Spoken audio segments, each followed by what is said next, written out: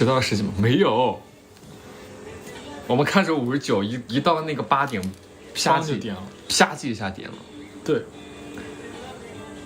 今天在家里直播嘛，然后也比较开了空调，比较凉快，所以我们俩就穿了这种今天比较偏牛仔一点的衣服，情侣装，挺牛仔的，反正都牛仔风，今天很牛仔风。大家看一下他的那个，看什么项链，在这儿，不给看，挺情侣的啊，这样的。今天有出去玩吗？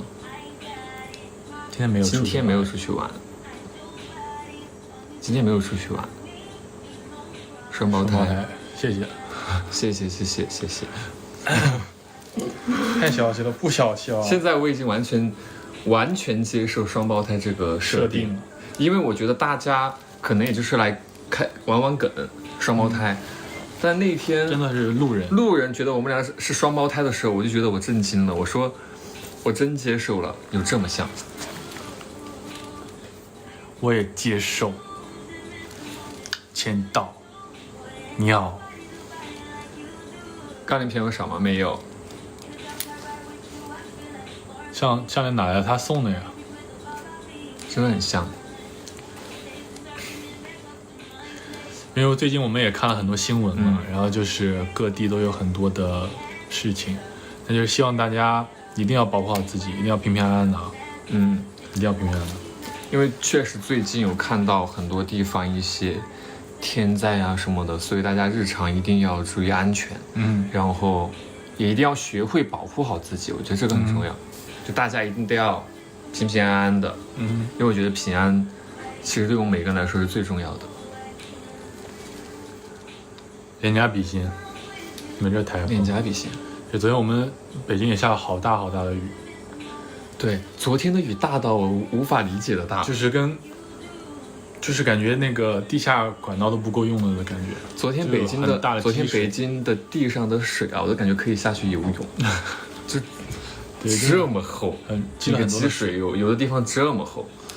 今天玩游戏嘛，今天不玩游戏了。今天我准备，因为上一次我们玩游戏的时候，玩那个我有你没有的时候，其实我感觉我对于他还有很多事情是不知道的，所以说我们今天来玩一个，就是问题局，就我问他问题，他问我问题，然后我们就是对这个聊一聊嘛。其实也是关于自己的一些过去的一些坦白局吧。坦白局嘛，就是过去经历的一些，就对，比如说就是聊一聊，更加了解对方。然后你们要是有什么问题的话，也可以问问我们，那我们看会回答你。对，然后今天就是一个这样的游戏，它也不算是游戏，就是聊聊天，相当于算是一个主题，所以我们今天就想好好跟大家聊聊天，然后彼此了解一下，然后还有什么？没什么，就是聊聊天，就是聊天，就彼此了解一下。所以今天就没有准备游戏，就聊聊小时候啊啥的。对。然后因为我们刚刚也说了嘛，就是如果说各位有什么需要帮助的事情的话，也可以联系我们。就是虽然说我们就是小门小户的，但是呢，我们也会尽我们的绵薄之力去帮助大家。如果大家真的需要帮助的话，对，就是如果大家真正需要帮助的话，我觉得虽然我们是小卡米亚，但是我们还是会尽我们所能去帮助大家。对，因为有蚊子，有蚊子吗？对，是的。然后我们就是问问题嘛，聊聊天儿。对，你把自己蚊破防了。应该不会吧？今天不是，我们就聊聊天。我们就是问那种就是什么，今天应该没有什么。对，那些东西我都知道，就是能把它整破防的。我们就聊聊小时候啊这种，因为有些问题确实挺好奇的。行，那我们就是直接进入主题吧。直接开始问吗？对呀，你问一个，我问一个，这样子可以吗？就你先问我一个，然后我再问你一个。可以啊，可以啊。对，我们其实会提前我们自己。我已经想过，去想过问题要问对方，对，你先问吧，我好奇一下到底有什么问题。其实也不是很那个什么，也不是很特别的问题。对，就是因为刚开始我就是因为我以前不玩微博了，然后我也看到你的以前的一些成长经历吧，算是，就是你在微博上是有点轨迹的。对，我很多东西都是大家然后挖我以前微博挖出来的。我看过你就是之前参加很多那种比赛的，对，所以我想你跟我聊聊，就是你当时参加比赛啊发生的一些事情，就你跟我聊聊你小的时候为什么就是到处参加比赛，上学的时候。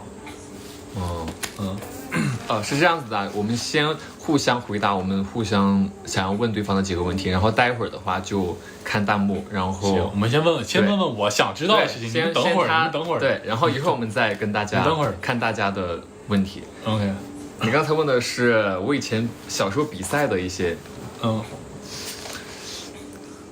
只是了解一下哈，就是了解一下你以前嘛。这个就是很简单，我从小学到中学到高中，我基本上就是我们班的不是文艺课代表，就是文艺积极分子，就是属于只要班上有什么文艺活动我都会参加。然后上小学也参加过，当过主持人，就当过。我也不太理解为什么我那个时候我上小学我都不会说普通话然后我们学校的那个领导就是让我当那一期6一儿童节的主持人，我根本就不会说普通话，我都感觉自己说的重庆话，整个主持完。然后还有一些就是我们当地的一些小官什么的到我们学校来，就是参加我们这个6一儿童节的晚会。就小学其实就是这样一场，然后中学的话就是唱一些歌唱比赛，歌唱比赛好像真的得过第1名，就是唱的那个被风吹过的夏天。就是如果有我中学的同学还知道我的，应该知道我唱过被风吹过的夏天，然后得了第1名。我们当时班主任说还可以。所以你很小就喜欢你这种就是偏文艺一点的。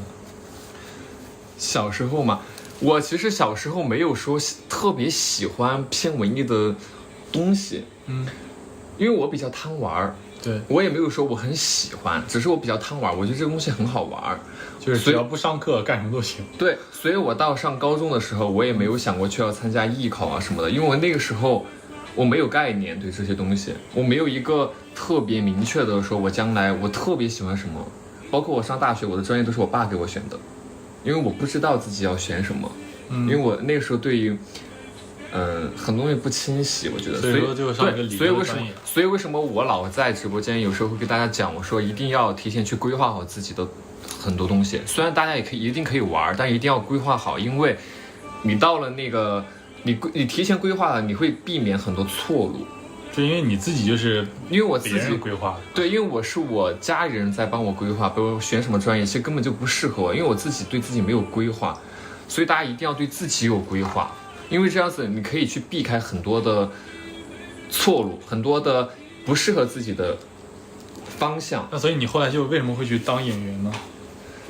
当演员是因为我上大学的时候，我们班很多同学，还有不是我们班，就是我大学学的自动化嘛，然后我参加了学校的声乐团、音乐剧团，他们都以为我是学校传媒专业的，都不知道我是自动化系的，然后大家都会说你为什么长这个样子，为什么是学自动化的，很奇怪很割裂，就说你就应该去学一下表演学一下目前的一些东西。我说我适合吗？然后因为参加了学校的音乐团啊什么的，音乐剧啊什么的，然后觉得自己还挺适合的，也挺感兴趣的。后来就反正通过某个机会来到了北京，然后就后面就很多事情就不细讲了。对，就基本上来到北京之后就开始就是误打误撞啊，然后自己跌跌撞撞的一路走到现在吧。就是因为也是大学因为别人给我讲的，觉得建议，然后我听取了，我觉得好像是这个。那你现在干下来的时候，你会觉得自己会很喜欢这些文艺的事情吗？喜欢啊，我现在其实我是过了20岁才发现自己真的开始喜欢。因为你以前可能也不知道自己喜欢什么。我觉得以前是因为我们那个地方也比较小嘛，就是我是一个小镇上从小镇长大的小孩嘛，所以我从小接触的那种艺术方面的东西比较少，就顶多就是学校的晚会，就是也没有看电视啥的。对，也没有手机。我小时候也没有手机，我是上了中学到后边了才有的电脑。所以就是对这些方面接触的很少。就是接触少了之后吧，到了差不多我上高中的时候，我应该去想好一个方向的时候，但我那个时候因为接触少，我没有想好我要做什么。就其实也算是耽误自己嘛。所以大家一定要提前规划好，一定要去想清楚自己喜欢什么，并且自己可以在这条路上可以走得很远。大家自己还是走了冤枉路了，是吧？对，所以我自己的这个过往，我一定要建议大家一定要提前去想好。年下还是年上？年上，我是年上。好，他年上，然后到我了啊。你要问？然后我回答其实挺多了，然后我开始问他。那我还没问完呢。不是我们一人问一个吗？那你问吗？然后我问他啊，我问老汪的话，我想一想，因为他其实是一个学习能力很强的人，我不骗大家，我那一天我刷抖音，我刷到一个数学老师教大家上课，然后我先刷到，我不知道为什么我会点进去看。我一个理科生，我就对这个很感兴趣。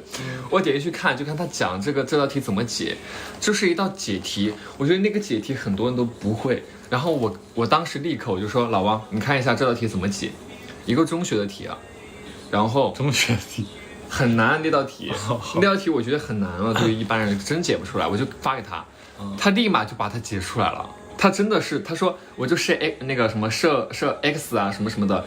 用那个方程法把它解出来了，所以我就想要问他，就是我觉得你的学习能力还有学习成绩，反正在我看来，我觉得是应该算是还可以的。我不敢说特别优秀吧，但是一定算是可以的。所以为什么当时就决定要艺考，而没有说正常的考一个好的专业？因为确实是考不上，确实考不上。就是怎么跟你讲呢？因为其实我好的成绩就数学这一门，然后语文跟文科的话就是很烂，就是确实很烂。我语文也不行，因为我就是不爱去那种背那些古诗词啊这种东西，就是数学不爱学，因为挺喜欢那种解题过程的嘛。然后其实小时候确实学习成绩还不错，然后到高中的时候，因为可能就是玩的不太行了，然后呢。其实我也是很晚才知道有艺考这件事情的，大概在我高2的下学期我才知道有艺考这么回事。然后我想是高2的下学期，对，然后我就想去了解嘛，就了解了很多事情，因为我记忆特别深刻，当时有个上汽的学长，就是跟我介绍了一下这些艺考这些东西，然后我当时就说那我去学播音，然后我就天天这个我知道，然后我就天天跟他说，然后他就教我怎么练，然后就去学，因为。年轻的人都是很气盛的，当时其实我还没怎么学呢，就我直接去报名参加一个比赛。当时中国有个比赛叫做中国金话筒，是一个比赛，然后我就没学过啊，就只是跟那个师哥练了几天，然后从那个区赛、市赛，就反正省赛一直打到全国赛，就直接进去了。然后我说我妈，我一定得学，我说我觉得我有天赋，然后我妈就带我去学。学完之后，其实也不是说。自己喜欢，就年轻的时候，小的时候大家都会有一点，就是会被别人的推荐推着走。其实我可能当然也不是很喜欢播音这个行业，其实我觉得，受到的正反馈比较多我会觉得我会坚持下去，然后就去学了。学完之后就去考试，考完之后还是就是没考过，文化分不够。他这个真的很不争气啊！我要打一下。然后我妈就说你要不要复读？我说可以。他考上了。很好的一所学校，北京的学校，结果他文化课没过，你说该不该打？然后第二年我就去杭州学表演嘛。其实我个人是很喜欢表演的，我以前就很喜欢，只是我当时不知道原来有艺考这么回事，我以为都要用文化分考，因为我当时是看了一个剧，就一个话剧叫《上帝的宠儿》，讲的是莫扎特，我觉得我真的很喜欢那种感觉啊。就那种话剧的感觉，其实我现在也一直很喜欢那种话剧的感觉，就是喜欢这个，所以我就去考试，我就真的很认真的学，因为我记得我当时也跟大家讲过，我觉得很多事情不后悔是全力以赴去做的事情，就是第2年艺考其实，就第一年可能还是会有点懒散，但第二年我真的觉得就自己就是非常的努力去做这件事情，然后还有一件就是我们拍戏，我觉得这2件事情就是我在疯狂努力的去做的事情，对，因为我觉得人都是有惰性的，但是当自己很想，就是很喜欢的东西的时候，就会很努力吧，我觉得是这样。挺好的，对啊，挺好的，对。但大家就是一定要全力以赴啊！数学最高很考，我是江苏的呀，然后数学最高也就100多分嘛。数学考了100，他们数学是100，也是150吗？哦，我高考考了500多分哦，但我们那一届我考了520多分。来四川玩，这是古装的吗？是的，我是河北传媒学院的。但是我是属于我语文不好，我语文拖了后腿，我都不好意思说我语文考了80分。我也是语文跟我都想扇自己脸巴子，我咋才考80分啊？我小时候有一个很大的误区啊，这个特别不好。就我小时候那个阅读理解啊，语文的阅读理解，我跟你讲过吗？因为我觉得阅读理解这个东西吧，每个人的理解就不一样，对吧？我读完这个阅读理解，我觉得它就是这样，我就这样理解的。我就小时候就理解不了，我就很疑惑，我说老师，为什么我这样子理解就错了吗？为啥？我说我咋错了？我说为什么这个标准答案是对的？这个就不讲，这个就硬。这个就不要讲了。我的意思就是说，我小时候会有自己的那个叫什么？这想法，1000个人有1000个哈姆牛角尖儿，大家不要这样，千万不要这样。大家学习的话，一定要听从一个正确的建议，正确的一个官方的一个标准。好，可以，不要像这个不能说，不要像我一样，这个不能聊，不要像我一样，就是那个钻牛角尖啊。然后你问我吧，我问你，那我是什么都可以问吗？对呀，就是正常的问。那我会想问一个，就是你对于一个另一半，就是你的人生伴侣的话，我的人生这么问，就是你的理想型会是什么样的呢？我的理想型会是什么样的？我的理想型会是什么样的？对啊，这个我很好奇，其实。这是可以问的吗？这是可以答的？这个咋了？这是可以答的吗？在直播间？这个怎么不能问？怎么突然来个这个问题？我想一想，这个很正常。就是大家，我觉得，对，我觉得我讲一个大概的吧。首先，第一，我觉得一定要，就是我对于这个人，我一定要，同频，就是可以。就是我觉得我的想法和你的想法是可以达成一致的，就不能所有的东西好像我是这样想，你是这样想，我们俩讲完之后又达成不了一致，这个是一个问题。然后第二就是我觉得，这个人一定要是会为对方思考的，因为我觉得2个人在一块儿，你自己如果单方面的去付出或者干嘛的话，其实会非常累。所以这2个人如果可以长期在一起，一定是要，互相付出的。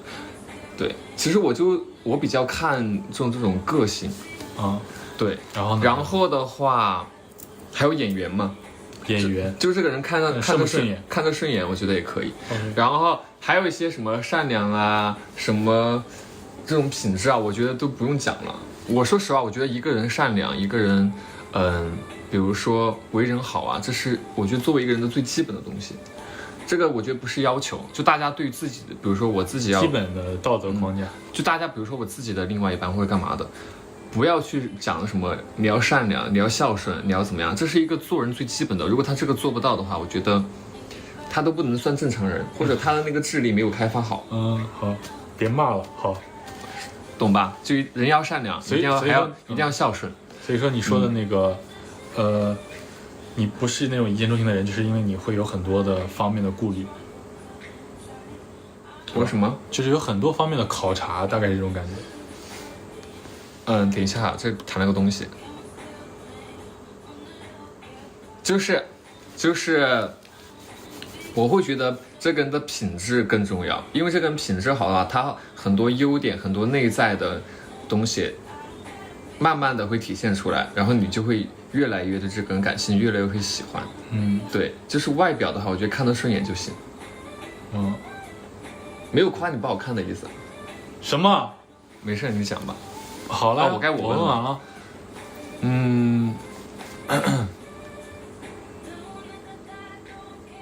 我想一想哈，就是对于你自己来讲的话，因为你也非常喜欢唱歌嘛，而且并且还会写一些歌，也算是一个那个歌手，所以你对自己假如说有2条路，一个演员，一个歌手，你会更倾向于选择哪一个？更倾向于选择哪个？那肯定是演员，要学这个的呀。肯定是什么？演员？对啊，肯定会做演员啊。就更会喜欢。不是因为是这样的，就是因为我觉得唱歌它是一个我的爱好，就我不会说，就是你知道人，就是不是说狂不狂啊，就是，我觉得我可能天赋不在这里，我觉得我表演上我会更喜欢一点，就是音乐对我来说就是一个爱好，就可能我突然想写点我想的东西，把它写下来，然后把它唱出来或者干嘛的，就是一个表达方式嘛。但表演的话，其实怎么讲呢？因为我们大学毕业的时候，表演系都会有毕业大戏，然后毕业大戏，我当时演的是男主，对，然后呢，就是你会感觉你自己在舞台上你说独白的时候那种感觉，就好像世界只剩你一个人了，然后你就是说的大一点，就有点在燃烧生命的感觉，懂吗？就是你很清晰的能感觉到自己活着，就是一种大脑在放空的状态，一种很奇妙的感觉，所以说我会觉得我会更喜欢，因为你演过那个，对，就是一些算是考试的一样的这种，对，就是很，就那可能因为我会觉得这种就是可能你真正你所热爱的东西，你会给你有这种感觉，对，就这个问题。但他也是一个，比如说他对音乐，其实他也是喜好嘛。但我觉得他做任何事情，他也比较认真，也是反正尽自己全力以赴的。对啊，该做就做。我觉得这个还挺好的。好，然后到我问你了。我们3个问题是吧？就只能有3个吗？对啊，就3个呗，也就是还有最后一个问题。还有最后一个，然后一会儿就看一下他们想问什么，我们再。那我想想，我问个什么？都必须得说真心话啊。我想想问个什么？说呗。你想一下，你也想一下。我想好了，你想好你先问。我先问。怎么这么多小心心？突然。我先问。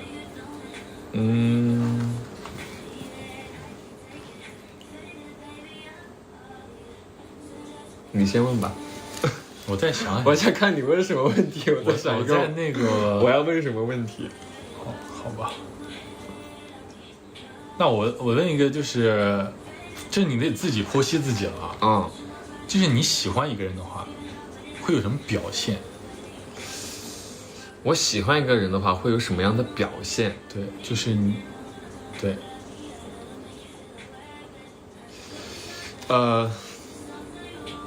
我觉得会更加的，就是从生活上，我会对这个人更加的肆无忌惮一些吧，就是会对他。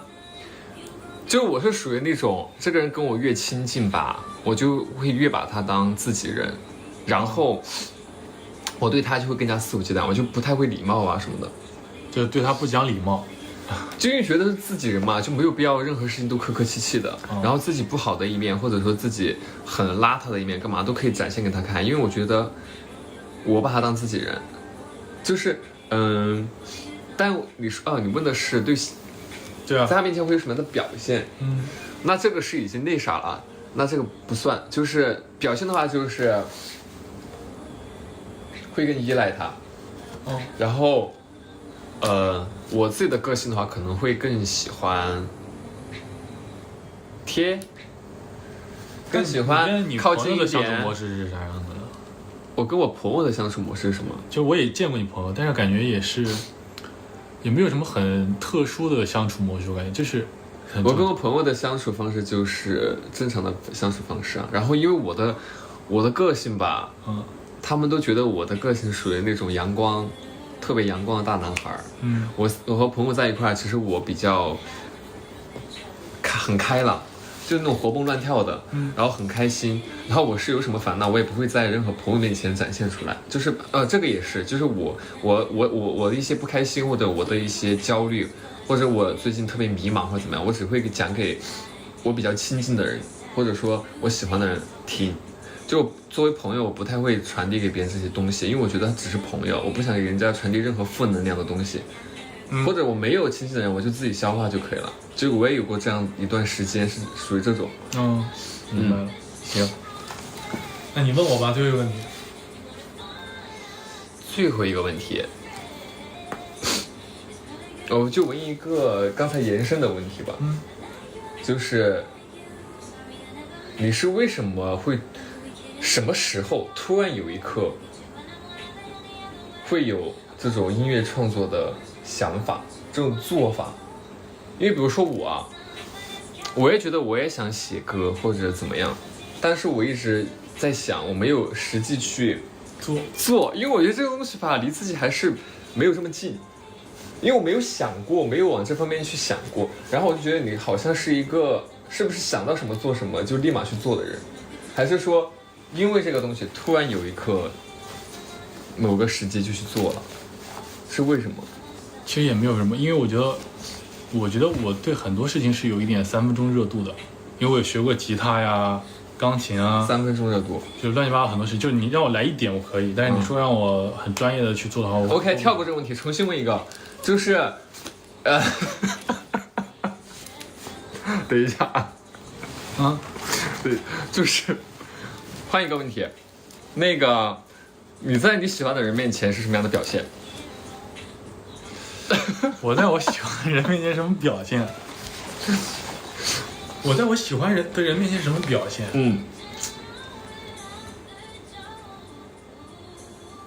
就是会很，我觉得所有人都会一样嘛。就是如果说我喜欢的是什么？因为如果你真的很喜欢一个人的话，我觉得首先是你，就我，其实我偏，就是我会很腻歪，就我就是想靠近他，对，然后我会就注意力都在他身上或者干嘛的这种，然后就是差不多就这样吧，反正。就是其实就比较简单，就可能是行为上边。对啊，不管行为还是心理，肯定都会。那你对吧？在乎但是眼睛能看到的更多的可能就是行为上面，对不对？我觉得我是这样嘛，我觉得我会做比较多。OK，行，那我们3个问题就问完了。行，几点了？现在？现在8点，已经半个小时了。你们有什么想问我们的问题吗？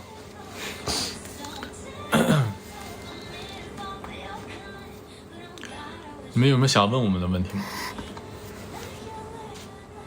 用一首歌形容对方，这个我们好像是问过，好像以前有答过，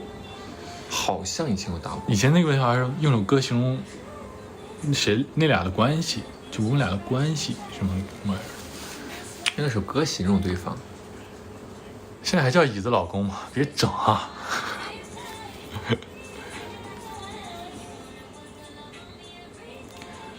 他是一个很容易害羞的人吗？还好吧。他呀，他不会害羞，就是我觉得他不怎么害羞，他就是很容易突然卡壳不说话，但他绝对不是害羞。为对方哭过吗？对方不知道。那如果说我为对方哭过，对方不知道的情况下，你觉得我会说出来吗？你觉得？那我能告诉你，没有啊，不可能。我俩哭什么？为对方哭过吗？有没有一直在坚持的一件事情？偷偷的那种为对方哭，好像怎么可能会偷偷为对方哭？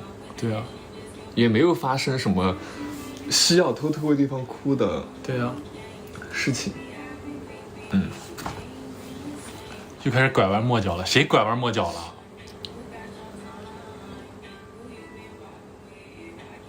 对方身上让你心动的特质是什么？好像这个我们也说过，不是说心动不心动啊，我觉得他身上有个很大的特质，就是很干净，就是会给你一种很干净的灵魂的感觉。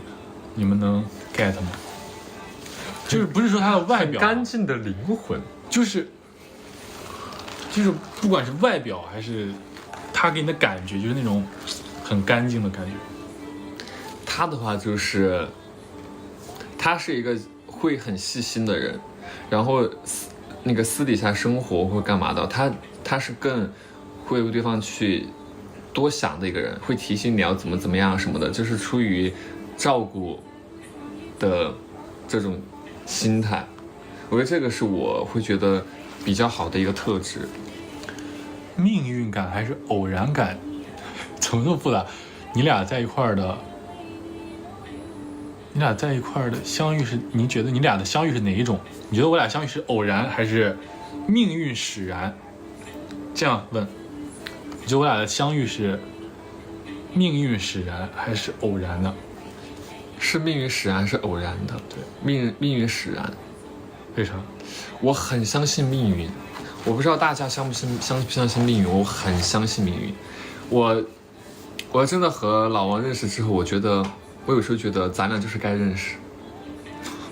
就是虽然没有说从日子上算啊，没有认识多久，但你要想到半年前啊，以前就、对，我觉得我们俩肯定是完全没交集，两个世界。然后包括我们俩其实在公司见的第一次面，我们也没有想到说会和对方产生多大的羁绊，就是我们也没有往那方面去想，就是对，因为那时候也不确定是不是对方一块演嘛，但现在走到现在，我会觉得就是该早点认识，或者说我们就该认识，因为就是缘分。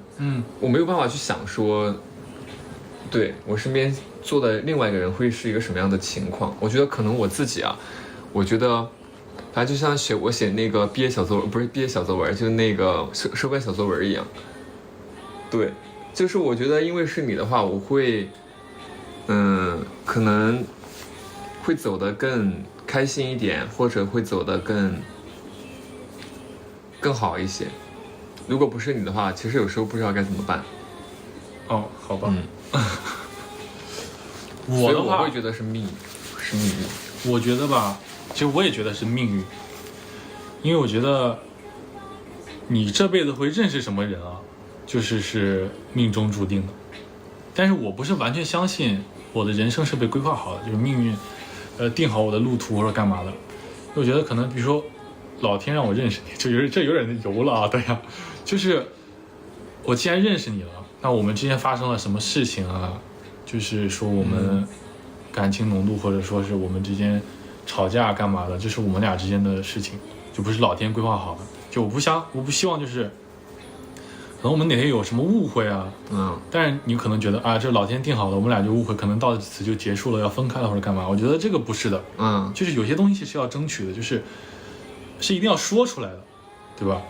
就是我觉得不能太相信命运，就是你可以信一点，比如我们相遇是一种命运，但是呢，我们之间发生什么事情是由我们自己创造出来的。对，就是你不能说哪天我惹你生气了，那肯定啊，不是我惹你生气，就是哪天可能我们有误会，然后你会觉得啊，既然老天都告诉我了，可能怎么着了，对，那你不能这么想，你想这个为什么得问清楚，我觉得是这样，对，就有些事情得问清楚，就是我觉得这个问题很有意思。我看到有一个，他说如果注定会分开，那相遇的意义是什么？如果注定会分开，相遇的意义是什么？哇，你们问这些问题怎么都是这种？哎，我觉得这个问题其实问得很好，哎，好官方的问题，很官方。如果注定要分开，你觉得相遇的意义是什么？你觉得是什么？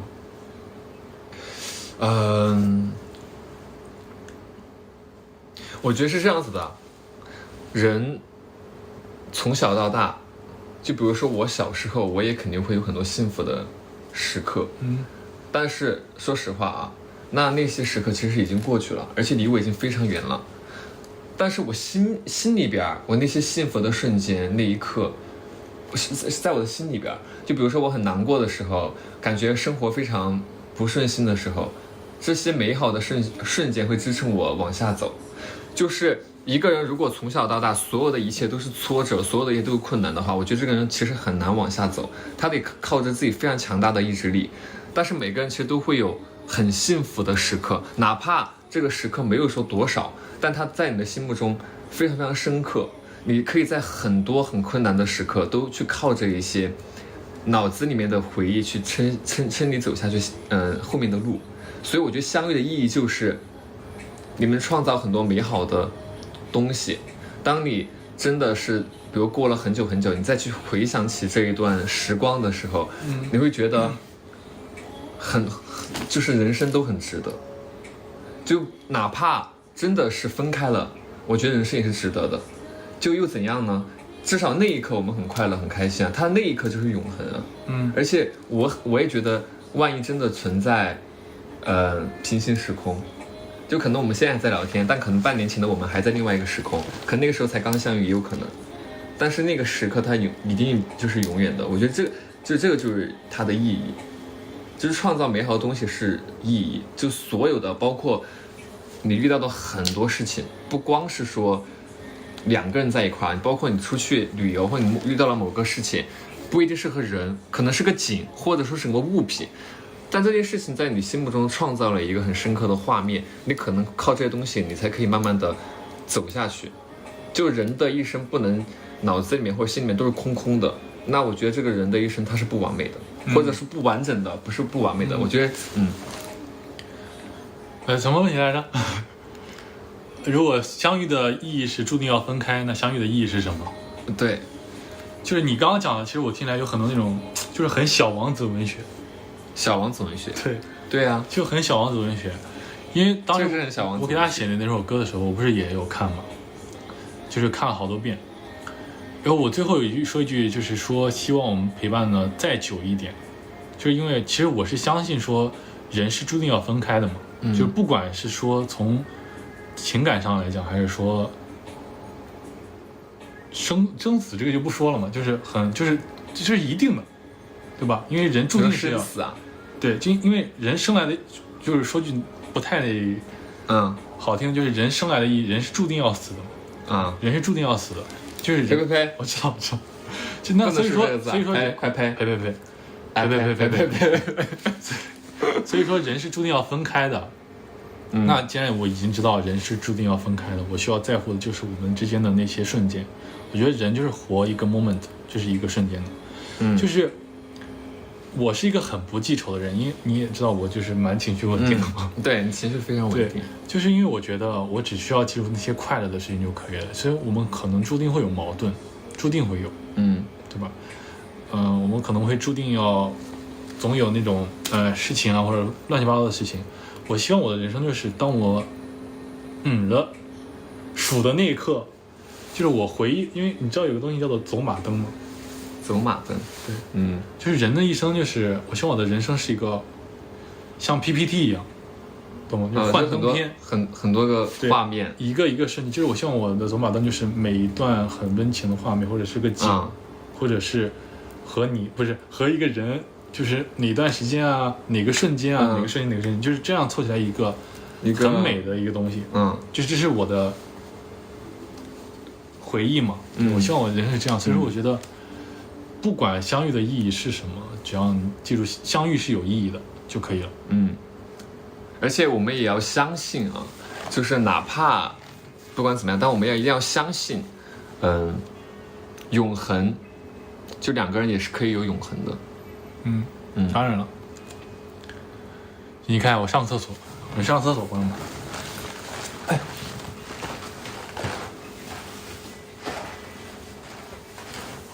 压力很大，有没有什么？他上个厕所啊，喝水喝多了。压力很大的时候有什么解压的方式吗？我自己压力很大的时候解压的方式就是刷视频和睡觉。然后现在的话，有很多时刻都是在看 AI 短剧，真的很上头我不骗大家。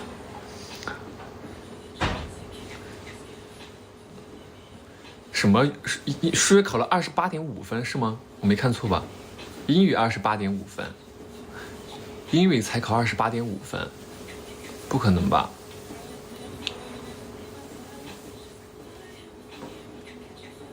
我怎么评价你这个成绩嘛？我觉得再加把劲儿啊，咱们还是得努力一下啊，加把劲儿。看到我就比心。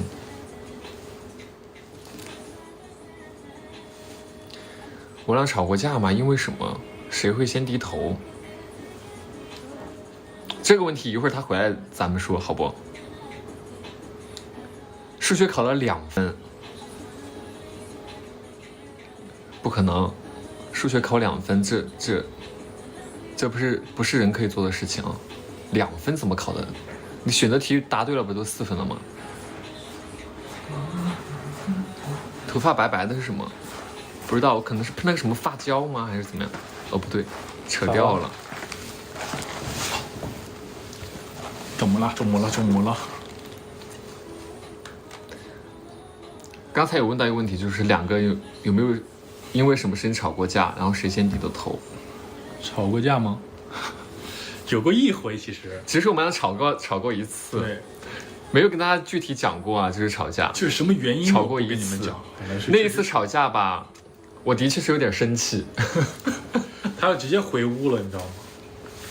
就我们俩本来在桌子上吃饭，他直接就回屋了，就直接吵了，啥就不说了。他直接回到屋里把自己关起来。大概什么事情呢？就是不具体讲了，就大概的原因是，当时我们讨论的一件事情，就是他可能觉得我应该提前去，比如说有个什么想法或者怎么建议，应该提前去想好，提前去说。但如果没提前去说的话，到最后如果这个事情就这样了，你现在再去说出自己的想法，说出自己的建议的话，就没有当时前面说好。他当然就这样子说的。然后我的想法呢，就是觉得很随性，就是我觉得我很随性。然后第二就是我觉得他应该就是和我站在同一条战线，或者说应该应和我一下，而不是应该觉得然后我有意见了，但他会觉得说你为什么提起早一点没有意见，然后现在有意见。然后我的想法就是，我现在有意见，你为什么不和我一块儿去提出这个疑问？因为这个问题的确是个问题，而且我提出这个建议是为了我们俩好。对，当时就因为这个吵了一架，然后我就很生气，我就直接回屋了。我就回屋了很久。而且我们最好笑的是，我们那一天吵完架晚上还要直播，就是当天是下午吵的架吧，我记得，然后晚上还要直播。我当时就很生气，我说我现在，我没有心情和老王直播怎么办？我还当时给我们公司的那个领导吧，然后跟他说，我说哎呀，我没有心情跟老王直播，我今天和他吵架，我说心情很差，我说没有办法和他直播，我说我今天晚上就是没心情，我真的没有心情，我说我怕我在大家面前我就是不行。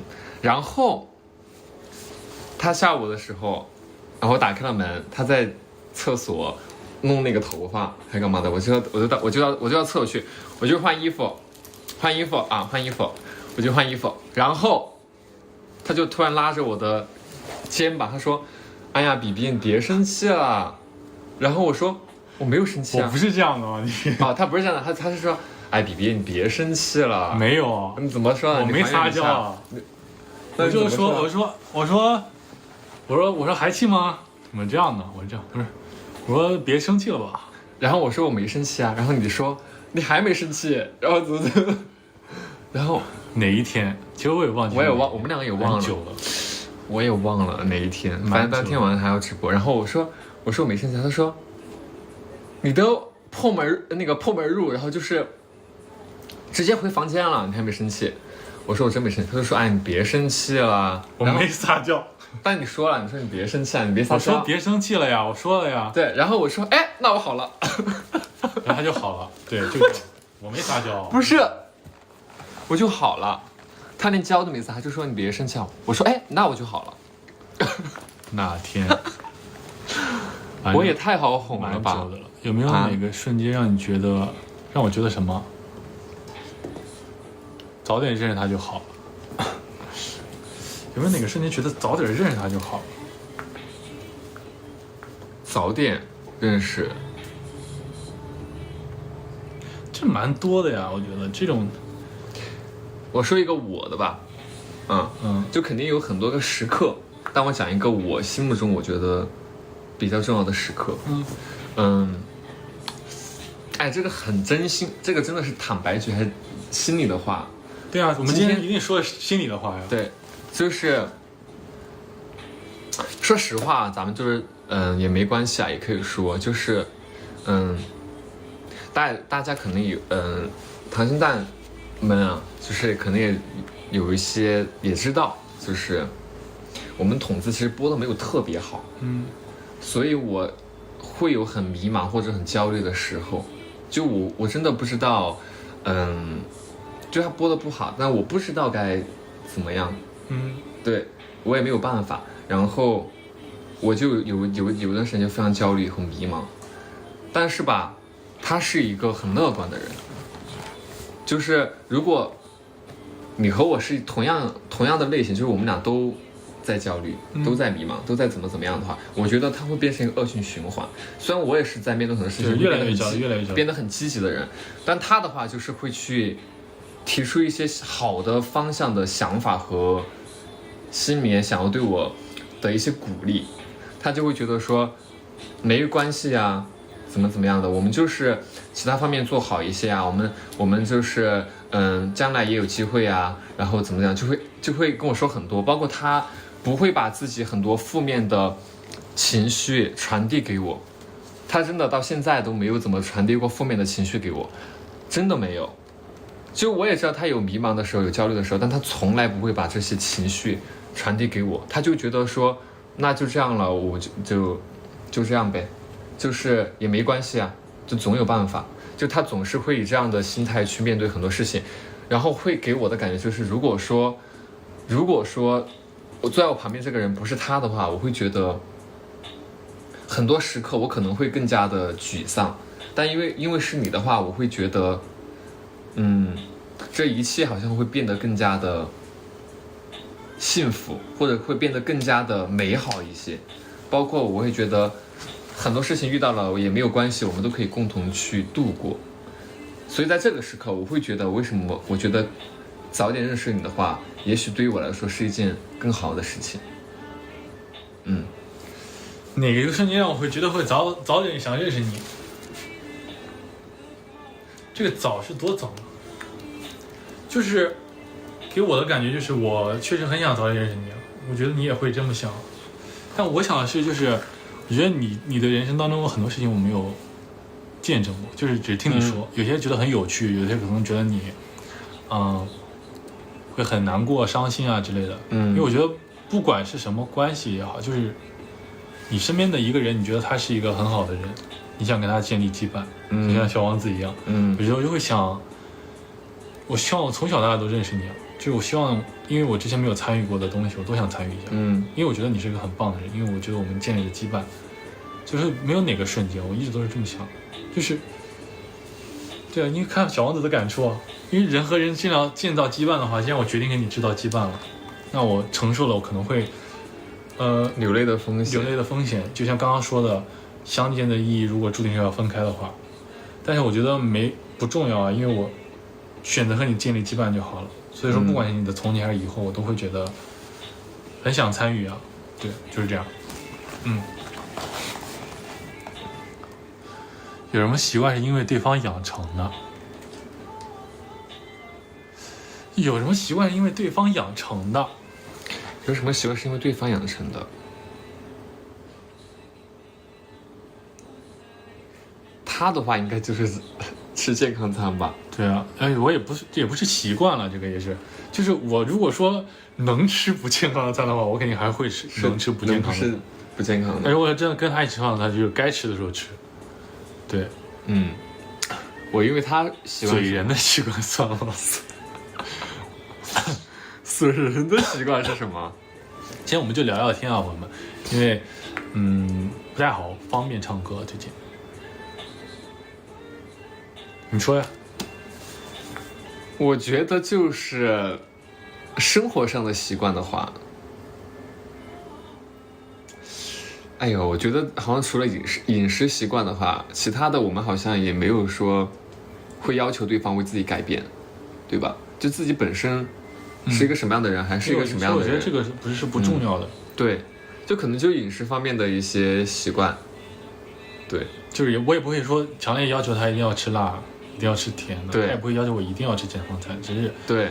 但如果说今天，如果要吃辣的话，我也可以涮着水吃，那就也没有关系，大可不必了，其实。对，好好笑啊！怎么回事？笑什么？不知道，很可爱。感谢大家。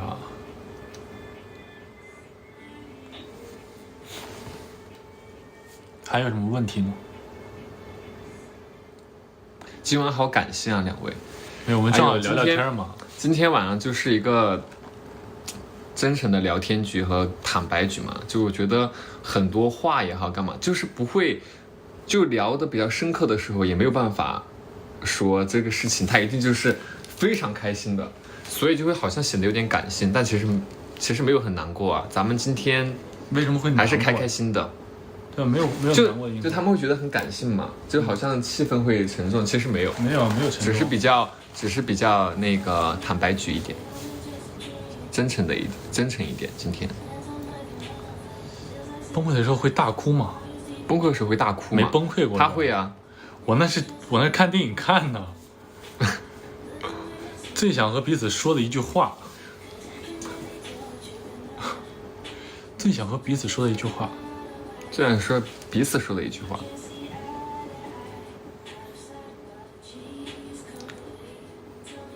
有没有什么想跟我说的话？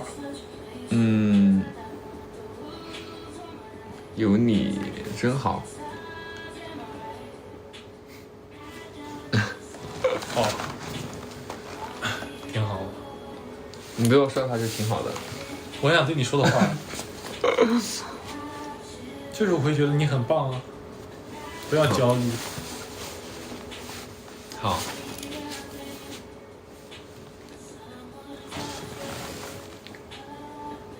右边这是 T 人嘛，我是 P 人了，其实。就其实我是这样的，就可能我大部分时间是一个 P 人，就想干嘛干嘛，但是在某些方面我会 T 一下。啊，不对啊，是 P 跟勾啊。对，有些时候我会勾一下 ，P 跟勾，比较 ENFP 嘛，对，不是勾嘛，勾是会规划 ，P 是不规划嘛。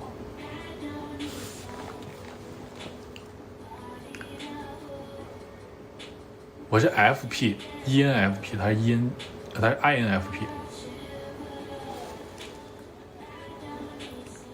最喜欢对方什么风格的衣服？最喜欢什么风格的衣服？他就是那种，其实我是很喜欢尝试各种各样的衣服了，但是试来试去吧，他就喜欢穿那种可爱的，也不是可爱，就是更少年感一点的衣服，可能更适合我一点。稍微偏成熟的衣服吧，我也有试过，但成熟的衣服吧，穿起来就，如果是那种比较正式的场合，会比较。也很 OK，但我私底下穿得很正式的话，我会觉得很奇怪。你看到我也会觉得很奇怪吧？因为我的表现又很像那种，有时候会像小孩，如果穿得很正式的话，穿得很成熟的话，又觉得好像穿着和这个人的整体风格又很不搭，所以就穿来穿去，穿过来穿来去的吧，就是穿成了自己的那种，可能少年感一点或者可爱风一点点的衣服。或者偏小孩一点的衣服吧，就不会特别成熟。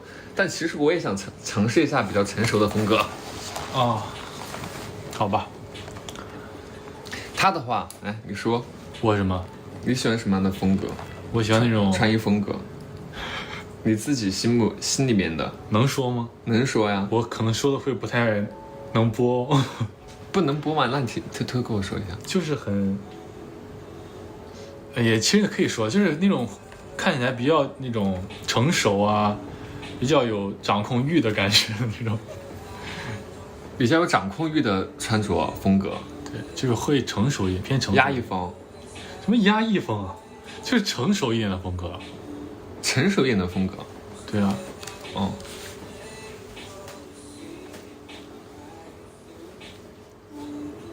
最近有在单曲循环的歌吗？最近有在单曲循环的歌吗？你有吗？有，肯定有啊，肯定有一些单曲循环的歌。我单曲循环，我最近在单曲循环那个，哎，想一想，这歌名叫什么来着？每天都在听，一时半会儿想不起来。啊，那个主角。啊？主角。这歌名叫主角。对。啊，没听过呢。就王菲的。给我。你喜欢听 rap 啊？他的歌单全是 rap 哎，他歌单里面你比较慢的歌还挺少的，我觉得。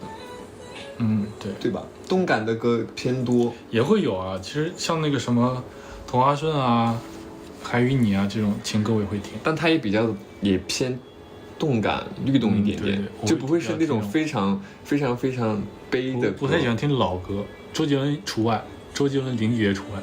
老歌很好听啊，你怎么不喜欢听老歌？有些就是不爱听嘛。但老歌很好啊。我知道。嗯。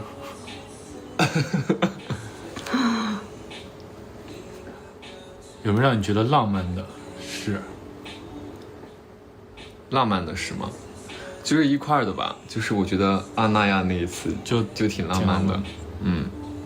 因为我这个人有点神经刀啊。其实你们细想一个问题，就是有点神经刀，就是确实可能大家会觉得说啊，我想走就走了，我还挺厉害，怎么着？但其实你想，如果说有个人半夜叫你说你跟我去阿那亚走，哪怕你挺想去的，但是因为这个时间的问题，可能也不是所有人说跟他走就走的吧，对吧？其实我觉得也是低山臭水遇知音了。听起来好像是骂人的。对啊，就是这种感觉。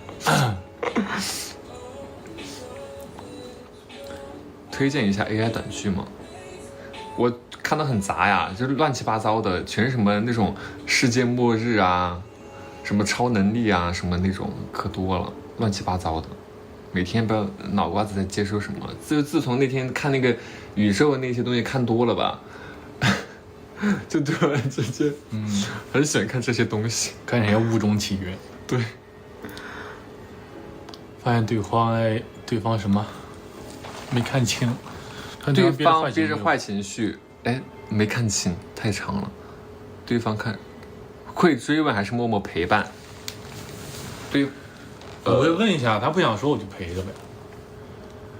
那不能他不想说我嗷嗷在这问。哎，我是嗷嗷问哎。我基本上我们俩不太这个我们俩不太一样。比如说我怎么样的话，他可能就是觉得我要说我就说，我不说他就默默陪伴，对吧？你的性格的话，对。但我的话是，如果我看见他坐在那个地方闷闷不乐，或者是不开心或者怎么样的，就我是嗷嗷问，他不说我就嗷嗷问，就一定要问出来才行。就除非是那种非常非常私密就不能讲这个事情。除此以外的话，我觉得你遇到什么事情一定得跟你说一声，对，就必须得告诉我，不然的话我就嗷嗷问，我就一直逮着问。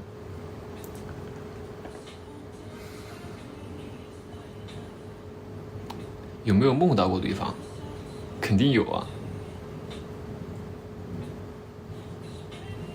哎，那我有个问题想问你，就是，他可以把那道数学题发到群里面吗？可以啊。他找，我找一下。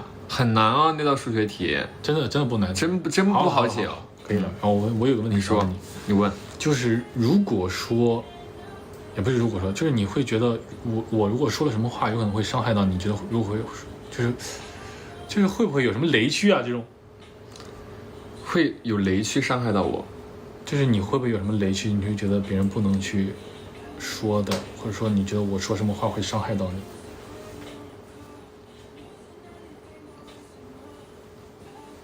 雷区，就是你觉得就是我不能，对，就大概是这个意思吧。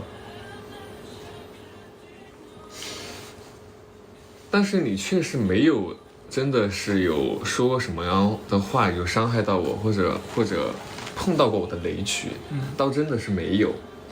对。那如果有的话，你觉得是哪个方面？你觉得会让你不舒服，或者干嘛？我想一想哈，如果，我还真没想过自己雷区。就你会对我说什么样的话会碰到我雷区？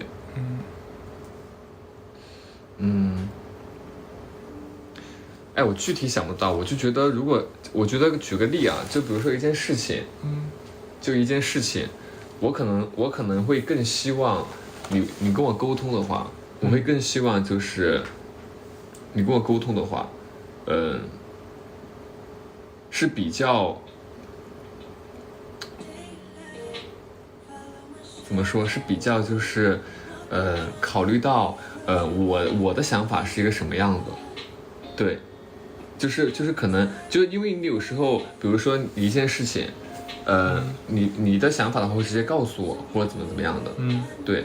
但是我可能会更希望说你是一个提议的方式跟我讲，就是不是说指使你去干嘛干嘛，就是告诉你，但你的态度也不是说指使我干嘛干嘛，对，只是你有时候会比较直接嘛，就是说比如说比如假如说我说这个瓶盖咱们要不打开，然后怎么样打开，你可能就是说这不就打开了吗？就不是这个事情我说不出来，有点抽象，就是说但你可能你的说法就可能会比较直接一点，就是我们就这样就弄开了，但可能有时候比如说某一件工作上的事情或者怎么样的，我可能会更希望你是跟我讨论，就是说我建议我们俩要不要这样子。行，我听懂了。但这不是雷区，因为我好像没有什么你可以触碰到我的雷区，我没有什么雷区，尤其是我觉得你的话没有雷区会碰得到，就你碰不到我雷区。行，我没有什么雷区。我听懂了。你们听不懂没事啊，我听懂就行。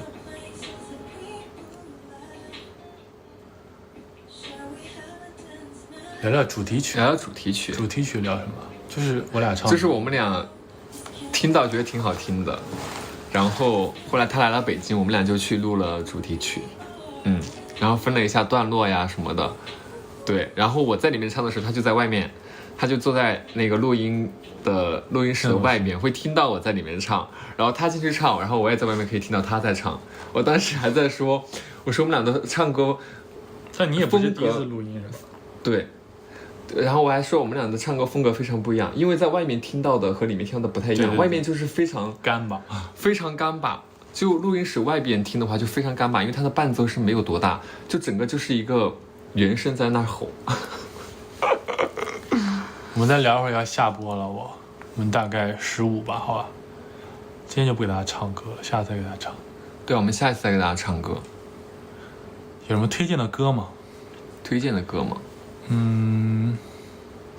这个 rap 比较多，主要是歌是这样子啊，就是我觉得我们俩喜欢听的，他喜欢听的歌，其实我也不一定喜欢听，然后我喜欢听的歌，他也不一定喜欢听，我们不会强迫一定要对方听自己喜欢的歌。但不是，我是中华小曲库，其实，但他很多歌都听过，对啊，就我们俩也可以推荐一些我们喜欢听的歌，但是大家可能不感兴趣，或者是觉得这是我们俩自己个人喜欢的风格。觉得对方什么时候最有魅力？我知道你们可能会想着说，比如说对方认真做一件事情啊，或者说怎么着的时候最有魅力。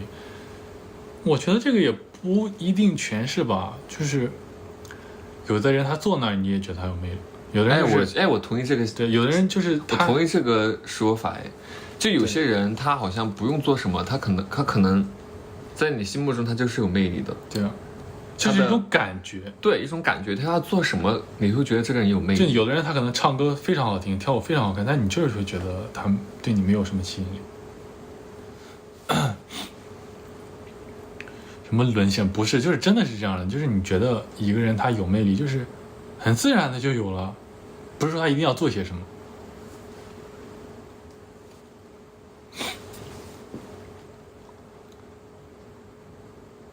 什么时候二搭？如果会二搭的话，大家应该也会知道的。对，但这个我们也没有说一定是什么时候。可以去拍讨厌说说讨厌是什么？什么？校服西装什么时候安排上？我刚买，你别急。我没看到哎，什么？他说校园西装什么时候安排？还有什么讨厌的手势舞？讨厌的手势舞，就这个舞叫讨厌，不是真的讨厌。他旁边的人，他说我身边旁边的人觉得，这是什么？老王不像公。我不像什么？他说的，他们有个人说的，说那个他旁边的人，啊，哦，不是你说的，反正。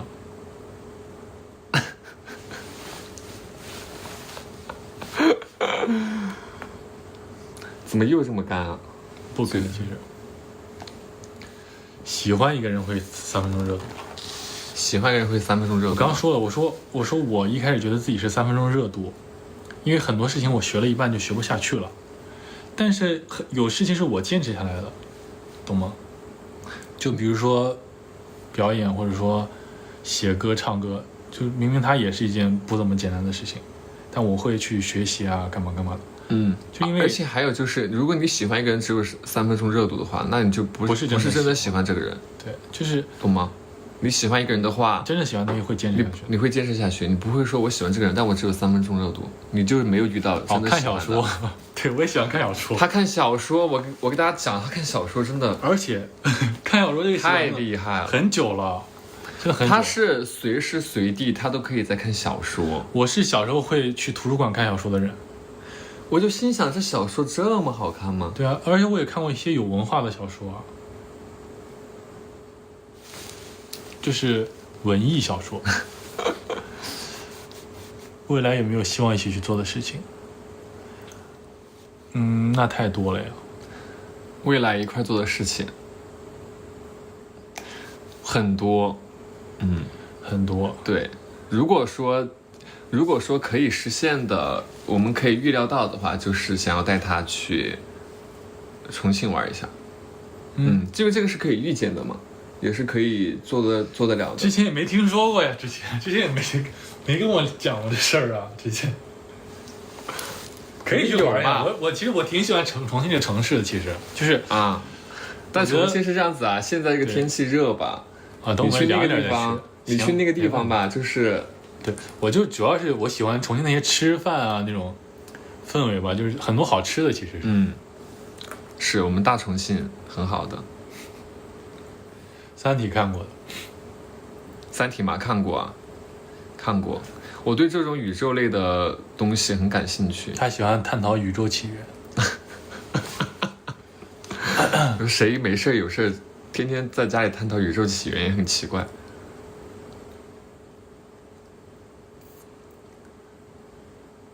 捏一下比比的脸。怎么捏那么实在？捏的好实在啊！干嘛？捏的很实在。两人会去做摩天轮吗？有机会会做的。有机会会去做的。最喜欢的电影？最喜欢的电影？最喜欢的电影？小王子。我很多了，只是动漫的话，我比较喜欢小王子。其实很多，其实我喜欢电影很多。其实我也有很多。要是最喜欢的话，也没有最喜欢。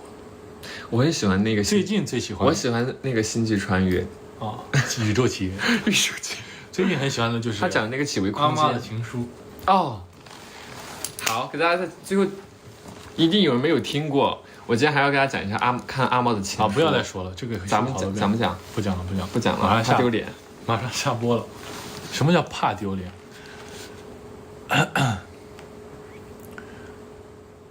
选山选海还是山都喜欢。我喜欢海，我不喜欢山。为什么爬山？爬山很好。我觉得爬山很累啊。但是可以爬一节休息一下嘛，爬一节休息一下。就是其实因为我确实没爬过山，我真的不知道爬山什么样的感觉。就是大家以前形容的都是说走一段，然后再一段，看一段的风景，接着往上走一段一段的，就跟人生一样，就是形容的稍微那个啥一点。就我可能 get 不到，因为我没爬过。其实我爬，有机会跟我一块去爬。就像真在杭州去那种什么天下第一财神庙，去那种他也要爬，给我的感觉就是累，就是没有别的感觉。你就是可能他那儿风景不太行。你就是没有和就是会爬山的，或者说和合适的人一块去爬。那你会爬？所以没有发现爬山的乐趣。那你会爬山吗？因为爬山如果光爬的话肯定会累啊，它就很无聊。对，那你会不会爬山？我肯定会爬山的。行，那我们有时间去一趟吗？爬一下。谁比较自来熟？我其实不太自来熟。他不太自来熟的，就看起来我也没有很自来熟。我是属于面儿上的话，我是属于那种，和大家现在看到的我差不多，但是如果要熟起来的话，确实还是需要慢慢了解啊。然后他的话，就更是这样子。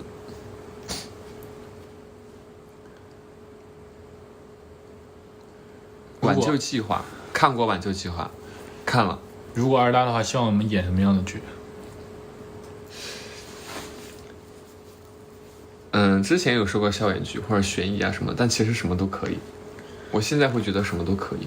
我想演校园剧。你想演校园剧？你又想演校园剧了？对啊，对对方有占有欲吗？你这个问题问的，说啥了？对对方有占有欲吗？你这肯定是多少有点啊，对吧？多少会有一点啊，肯定是有一点的。要打游戏吗？打的。爱恨情仇，导演变态。对的，可以的。魏谷歌。